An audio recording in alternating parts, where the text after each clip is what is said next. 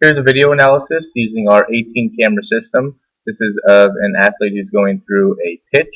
Just wanted to show the benefits of using our system, being able to see all different angles as well as all different speeds. As you can see, each one of these joints here are going to be one of the joints that corresponds to the actual athlete.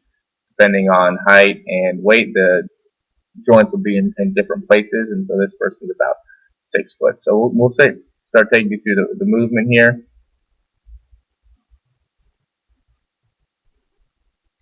A couple things that we'll be able to see as we're going through. One is that the athlete really uses a lot of their lower spine. I would say the anatomically would be the right QL as they're going through. So you can see the spine is very centered right here, and then as they go through and really start to accelerate, they use right in this area, they start to use a lot of the side of their back to really drive this throw forward. You can see he's really using a lot of spine to bring them forward.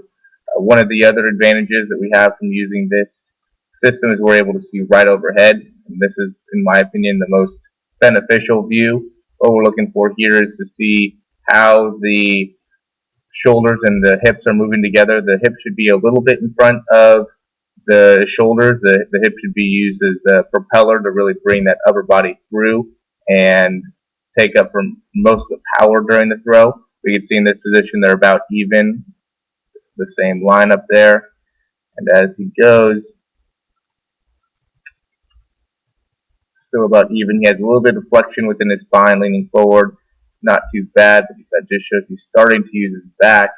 There's really never a time you can see his shoulders and his hips are still in about the same line. So there's never a time where his hips get in front of the shoulder, so he can't use that as a force to drive him forward. And so instead, he has to rely on, again, that right side of his back to really push him forward. He doesn't get very much out of his glutes either.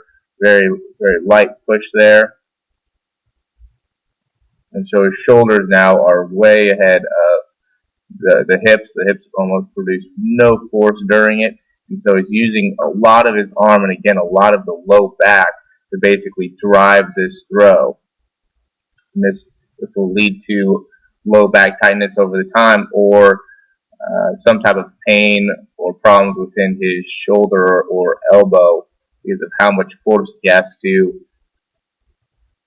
compensate for and use in other places rather than distributing it through his hips and within those glutes. And so you can see that he can definitely work on that. Let's also look at the front. From the front view, he lands and he's a little bit blocked off with his landing. So instead of him landing kind of straight ahead, he's landing a little bit closed with those hips. I think that's made it so he has to kind of come around during his throws and use that spine instead of letting those hips really open up and then propelling his shoulders through. So this is just one example of what we can see here. Afterwards, we would do muscle testing to confirm what we're seeing. So we would have tested his QL, or the right side of his spine, and then we'd also want to test his left glute to see why that's firing, why it's not firing,